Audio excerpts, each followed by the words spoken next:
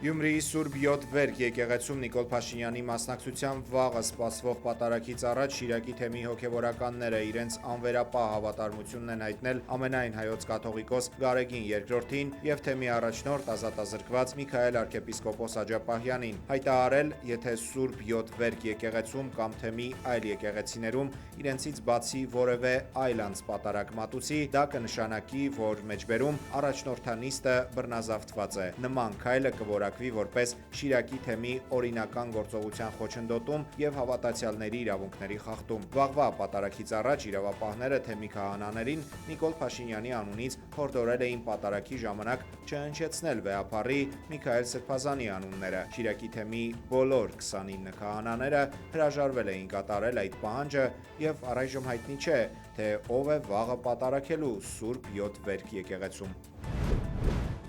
Համառ լուրեր են պտտվում, որ այսօր երեկոյան քաղաքացիները պատրաստվում են գնալ Զվարթնոց օդակայան ու դիմավորել Ֆրանսիայից վերադարձող ամենայն հայոց կաթողիկոսին։ Գարեգին II-ի գլխավորած պատվիրակությունը Երևանում կլինի երեկոյան ժամը 8-ին։ Այս տարվա հունիսին հազարավոր քաղաքացիներ ու ժամի հավաքվել էին օդակայանում Արաբական Միացյալ Էմիրություններից վերադարձած վեհափառին դիմավորելու։ Մամուլն այսօր գրել է, չի բացառվում, որ հենց օդակայանում իրավապահները կաթողիկոսին մեկուսացնեն, քանի որ իշխանությունը նպատակ ունի տապալել կաթողիկոսի հրավիրած եպիսկոպոսատ ժողովը, որը պետք է կայանա հաջորդ շաբաթ։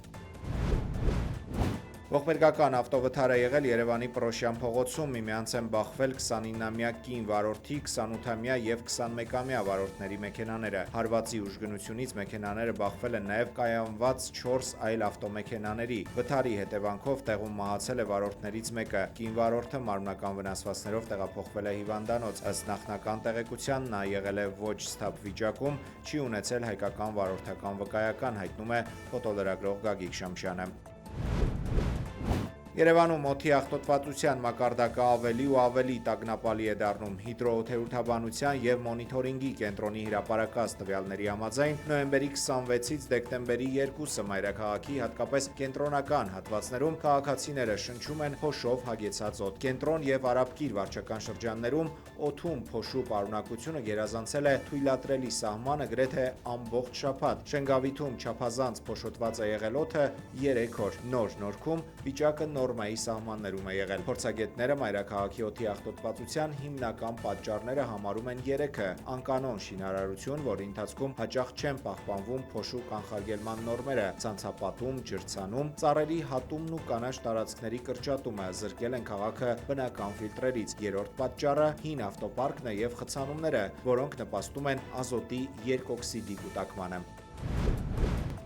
Ծաղկաձորի Կեչառիսի վանական համալիրի տարածքում հայտնաբերված եկեղեցի են այցելել Սպուտնիկ Արմենիայի մեր գործընկերները։ Եկեղեցին հայտնաբերվել է պատահական վանական համալիրի տարածքի բարեկարգման ժամանակ։ Սկզբում բանվորները խոտածած տարածքում հայտնաբերել են 2 տապանակար, ինչից հետո սկսվել են պեղումներ և տեղի է ունեցել խոշոր հնագիտական հայտնագործություն։ Հնագետներն ու պատմաբանները դեռ չեն գտել պատմական տեղեկություն կամ հիշատակում, թե ինչ սրբատեղի է սա, ինչպես է կոչվում։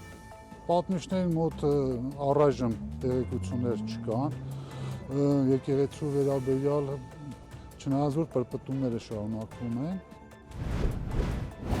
ԱՄՆ հատուկ ներկայացուցիչները ուկրաինական պատվիրակության հետ 2 օր է ինչ բանակցություններ են անցկացնում, սակայն դրանք շրջադարձային մեծ նշաններ չեն տվել։ ԱՄՆ պետդեպարտամենտը հայտնել է, որ բանակցությունների ընթացքում Ումերովը կրկին շեշտել է, որ Ուկրաինայի առաջնահերթությունն է այնպիսի կարգավորում, որը կպաշտպանի երկրի անկախությունն ու ինքնիշխանությունը, կապահովի քաղաքացիների անվտանգությունը և հիմք կտա բարգավաճ ժողովրդավարական ապագայի համար։ Կողմերը քննարկել են Վաշինգտոնի և Մոսկվայի վերջին բանակցությունների արդյունքները, այն քայլերը, որոնք կարող են մոտեցնել պատերազմի դադարեցմանը։ Ուկրաինական պատվիրակությունը շեշտել է, որ համաձայնագրի իրական առաջընթացը կախված է Ռուսաստանից, ներառյալ լարվածության թուլացումն ու սպանությունների դադարեցումը։ Բացի դրանից, առանձին քննարկվել է Ուկրաինայի վերականգնման ծրագիրը, որը նախատեսված է համատեղ տնտեսական նախաձեռնությունների և երկարաժամկետ զարգացման նախագծերի առաջխաղացման համար։ Մինչ Կիև այցելել է Ուիտքոֆը և Քուշները Մոսկվայում մոտ 5 ժամ տևած բանակցություններ էին վարել Ռուսաստանի նախագահ Վլադիմիր Պուտինի հետ։